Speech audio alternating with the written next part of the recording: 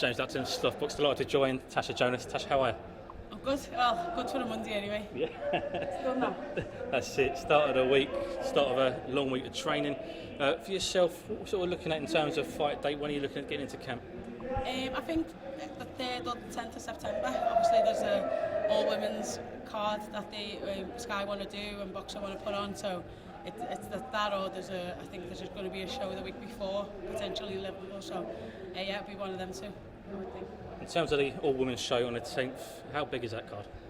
The top of the bill alone is a huge fight, and then you've got Maya and Baumgardner, potentially myself and Hannah and whoever else. So yeah, it's a big night for women's boxing, and I think all eyes will be on the card because it is a fight that everybody wants to see. There's been a lot of, not necessarily between me and Hannah, but there's been a lot of exchange words on socials with Claressa, Savannah and Baumgardner and Maya. So yeah, it makes for a good fight. I'll just have to live up to that.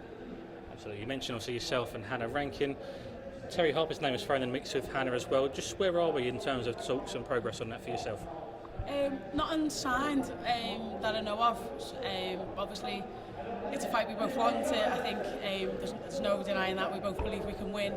So yeah, I think there's little finicky bits to sort out. Terry Harper obviously thrown in the mix and came with an offer as well. So Hannah's got a lot to think about, and I'd like to think that we put a better offer forward, and Ben will do whatever he can to get me the fight. So yeah, fingers crossed. And yeah. Do you think obviously fighting on that show could potentially be a sway for her as well? I think so. Yeah, and I think she's made no secret that she's very good friends with Claressa. I'm sure she'd want to be there to support her, whether that's in a commentary sense or whether that's just on before and can cheer her along. Absolutely. Let's speak about the main event there. Claressa Shields, Savannah Marshall. How do you see that going? Probably it's like the Carnbrook one. I'll probably change my mind a million times before it actually happens. But for me, I do think that Claressa could be winning the round. But then it's boxing and you're going to get hit, and Sav's got to land eventually. And like we see Mikel, it only takes a shot, and once you're in trouble, it's hard to recover from that.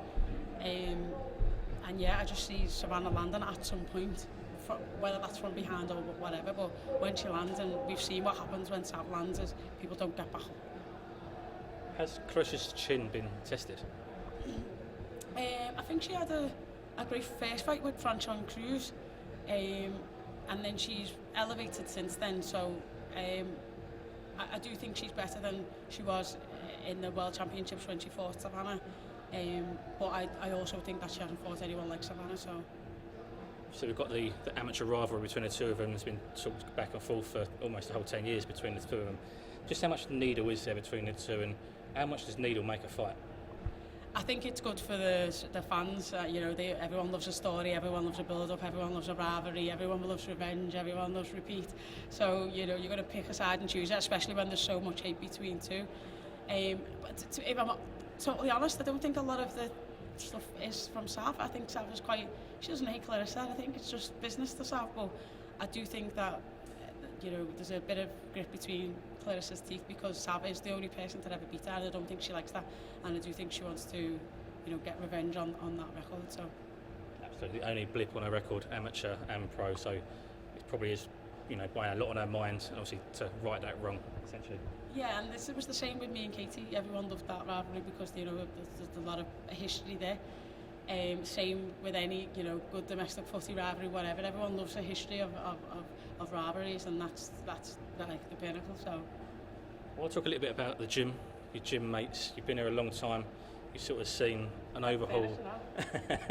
There's been an overhaul, really. Going back from when it's the Smith brothers and Quigg, Crawler, etc., and now almost the new breed have come in. What's it like to see that sort of transition in the gym with the new breed of fighters coming through? I think every gym will evolve. I've never been the young one in the gym, unfortunately. I've always been the older one, the more experienced member. But yeah, it's nice to see everyone, because when people move on and move off, the people that's their roles change, because then you're the old timers. So when the new one come in, they're all looking up to you and how you do it, and they want to gain experience from you. And we've got British champions, European champions, world champions in here, so you can bounce off each other. And all the young ones, you're bouncing off their energy, and you've got to keep up. So the dynamics have changed, but with everything, it just settles and you get into your own little rhythm, and your role within the gym changes. And it's nice to see the young ones come up and they're not scared to ask for advice, which I think's great to be able to share. I remember coming in and be saying to Stephen, like, oh, what's happening here, or saying to Beefy, or Ophi, like, what do you think, and they tell you, and now the young ones come in and do that to you, so it's nice. They'll be keeping you on your toes then? Sorry? Keeping you on your toes? Oh yeah, you've got to keep up, that's the thing, you might have experience, but they've got the energy, that young, youthful energy that you've got to keep up with, so. For these guys and any other sort of younger fighters, what sort of advice do you give these guys? For anyone new getting into the pro, I always say, like, there's so many potholes I could have fell into, but this is first and foremost a business in the professional ranks. Always get a team that you can trust and believe in yourself. There's nothing like you're trying to chase a dream that nobody else can see but you.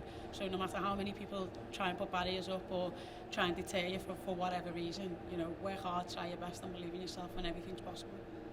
Last one from me. Every boxer's dream when they get into sport is to become a world champion. You have done that now. You've been there, you've gone through divisions, you've gone through fights, you've gone through losses. How much it means to you now to be able to call yourself a world champion? I mean, the belt and everything was such a lovely moment to take home to my daughter, but I think for me personally it's like a big relief. It was good, like I said, it's good enough when you're trying to tell everyone and make them believe that you're good enough, but without actually having something there to show, to say that you're good enough, it's hard to keep picking yourself up when the downtimes happen and making that happen. So for me it was just a big relief. I was over the moon for Joe, I was made up for my little girl, and now I can just sit back and I feel like I can enjoy it a bit more and go back, because I haven't got that pressure of chasing the belt, which is ultimately my goal, like you said. Absolutely. Tasha, thank you for your time. Hopefully it'll be September, we'll see you back out. Hopefully on that big card, but all the best.